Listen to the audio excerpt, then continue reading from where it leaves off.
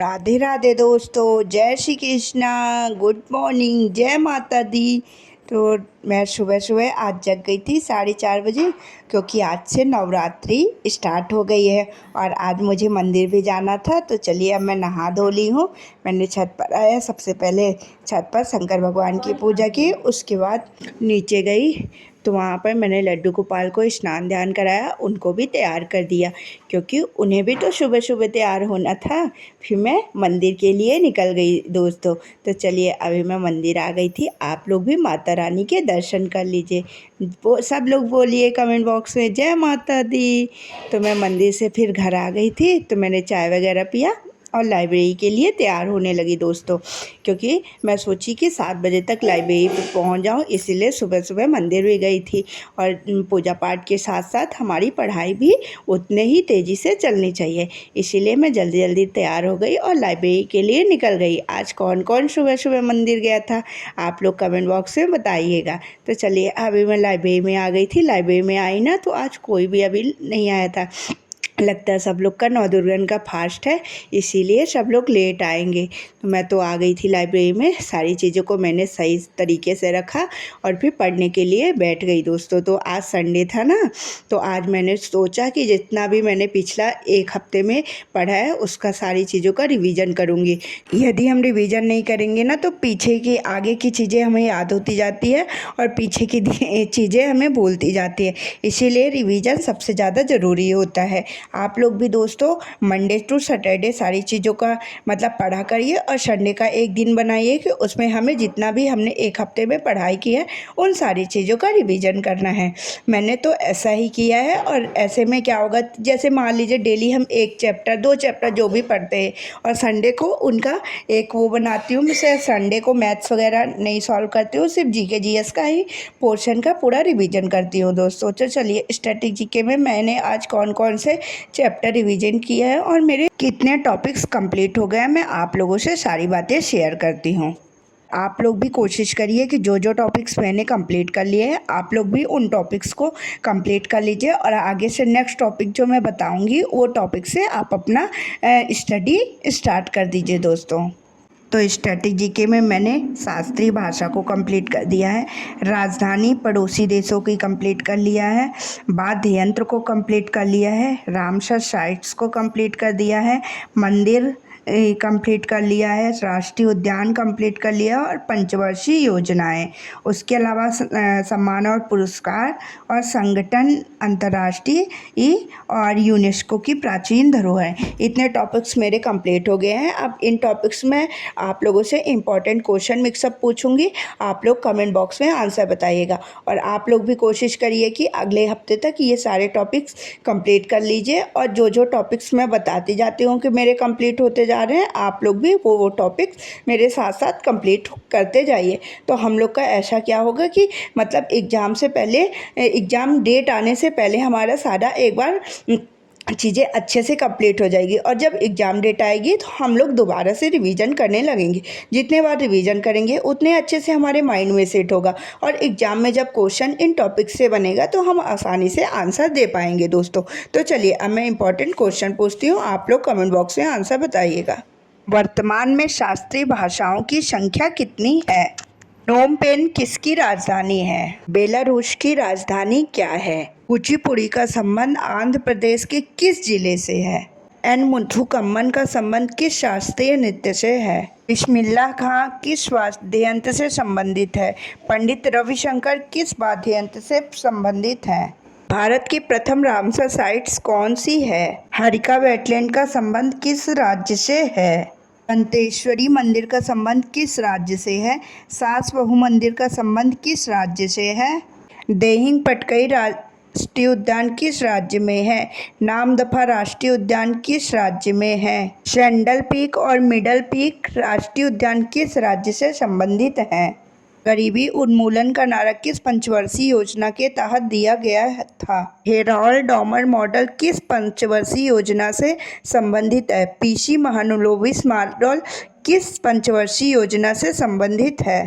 सर्वाधिक असफल पंचवर्षीय योजना कौन सी है और उसकी सर्वाधिक असफलता के कारण क्या क्या? थे। आज के स्टैटिक जीके में इतने ही इम्पोर्टेंट क्वेश्चन मुझे लगे जो मैंने आप लोगों से पूछा है। आप लोग इन सारे टॉपिक्स को एक बार बहुत अच्छे से पढ़ाई कीजिएगा, उनका रिवीजन करिएगा और जो भी इनसे क्वेश्चन बनते हैं उनको आप लोग एक बार सॉल्व करिएगा, क्योंकि ये टॉपिक्स हमारे एग्ज़ाम के लिए बहुत ज़्यादा इम्पॉर्टेंट है। और जो जो टॉपिक्स मैं आप लोगों से बताती जाती हूँ तो आप लोग भी उन टॉपिक्स को कंप्लीट करने की कोशिश किया करिए।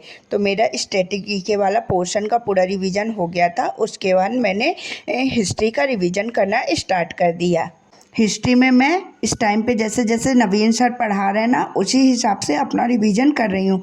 क्या होता है कि जब उनकी क्लासेस ले लेती हूँ और फिर मैं अपनी नोट्स से पढ़ती हूँ ना, और जो एडवांस लेवल की सर पढ़ा रहे हैं उस नोट्स को भी मैं बनाती हूँ और उससे भी रिवीजन करती हूँ, तो मुझे चीज़ों को याद करने में आसानी हो जाती है। मुझे हिस्ट्री ज़्यादा अच्छे से नहीं समझ में आती थी, लेकिन जब से मैं नवीन सर से पढ़ने लगी हूँ तो मुझे ज़्यादा चीज़ें अच्छे से याद हो रही हैं, डेट्स वगैरह, और सारी चीज़ें अच्छे से मैं रिवीजन भी कर पा रही हूँ। इसीलिए जो जो सर टॉपिक पढ़ाएं अभी मैंने उतना ही रिवीजन किया है। तो चलिए अब मैं बताती हूँ कि हिस्ट्री में मैंने क्या क्या कंप्लीट कर लिया है।